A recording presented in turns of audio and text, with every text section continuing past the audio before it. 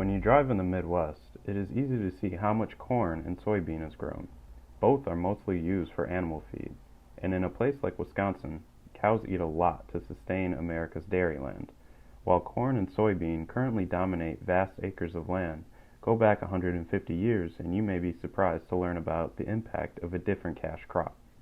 Small grains. You know, the ingredients that are milled into flour so we can eat delicious croissants. There are many different types of small grains, but most common are oats, barley, and the king of them all, wheat. Small grains may not get a lot of recognition in places like Wisconsin, but there are players in the grain chain advocating the benefits of incorporating small grains into agricultural production, especially organic systems. Our first stop is with Julie Dawson and Lisa Kissing-Kusek, who share their experiences developing climate-resistant small grains. I did a postdoc in France where the goal was to breed varieties that were adapted to organic systems and really good for artisanal bread making quality. And so many of the varieties that are bred in the States might have decent performance in organic systems, which is not the same thing as the farmers were finding in France.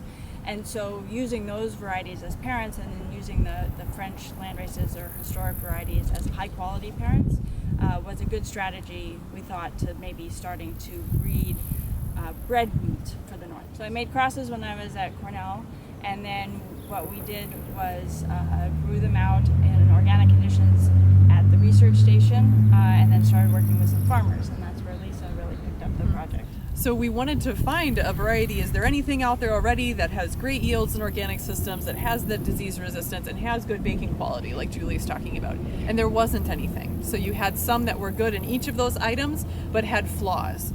We then turned to plant breeding. That's when we don't have anything on the market. What can we do about it, right? So Julie made these crosses between things that had really high protein contents and good baking quality, and then maybe things that were higher yielding or had more disease resistance, in the hopes that some of the progeny for the children from those cross will have the best of both worlds. We put pressure on all the children from those crosses for 3 years after that and select the best. And all of that happened over in the Northeast. And we went from thousands of different genotypes down to really our best, I believe, 30 that we have out here right now. And the varieties that do well in that type of process may not be the same varieties that do well in a Wonder Bread type of process, and often aren't. And so one of the reasons why we're working with artisanal bakers is because we need to test for that kind of quality. Making whole foods taste good is what we're really trying to do with these breeding programs. To find artisanal products from bakers, you can visit grocery stores like Regent Market Co-op, which is located in Madison, Wisconsin. There you can find high-quality grain products such as sourdough bread. Businesses like Origin Breads have attracted a lot of attention to local foodies, not only because their bread is tasty, but also due to their selection process when sourcing ingredients. Next, we learn from Kirk Smock on how local small grain production impacts his business. Kirk Smock, and I'm the owner of Origin Breads, a small bakery in Madison. And our focus from the beginning has been we do all sourdough breads, and we use 100% local organic grain, grown and stone milled in Wisconsin. And there's a Lonesome Stone mill that's outside of town, not too far.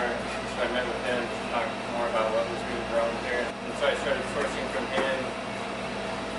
And then I eventually he introduced me to Meadowlark Organics, doing farm tours and seeing like that side of it.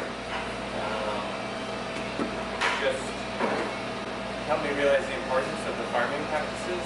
Seeing how they care for their fields just made me realize the importance of where my money's going for buying the grain. Purchasing from Origin Breads also means supporting Meadowlark Organics and their mission to operate as a sustainable farm.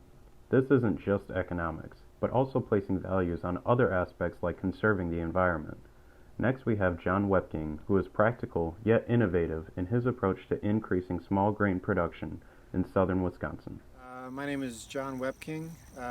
This is Meadowlark Organics farm. We're in Ridgway, Wisconsin. We're a diversified organic grain farm with a grass-fed beef herd as well. We have a pretty long and diverse grain rotation. We raise organic corn, mostly organic seed corn, soybeans, dairy hay for other dairies, organic dairies in the area, and then specialty grains as well. Small grains allow you to diversify your rotation. When you do that, it's basically like built-in crop insurance by having the corn much less focused on corn and soybeans, which are all planted at the same time, harvested at the same time, photosynthesizing at the same time, and are susceptible to the same disease, not the same disease, the same weed pressure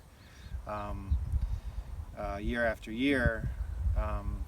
Having oats and wheat and buckwheat and things like that, and rye in that rotation, it helps to make the farm more resilient in changing weather, because there's tons of uses, but there's a lot more required of the farmer to get into those markets. It is true.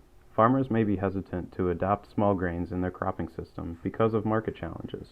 But in places like New York, people like June Russell are working on state policies that provide incentives to businesses processing small grains, thus supporting the farmers who grow them. We got a governor who was very friendly to this idea, and they came up with this craft beverage legislation for distillers and brewers. So that's a license that has lots of benefits to it, but for a farm license, for distillers, you have to use 75% New York ingredients. For the brewers, it started lower because we had no barley supply, and we had almost no malting capacity. So that started with 20% ingredients, and though that criteria has gone up just this past year to 60% as the whole system has been developing. So with increased interest around small grains, it is possible to see other state governments adapt policies like the one in New York. For businesses, economic interests are key, but for consumers, we should consider how small grains can also positively impact our health and the environment we share.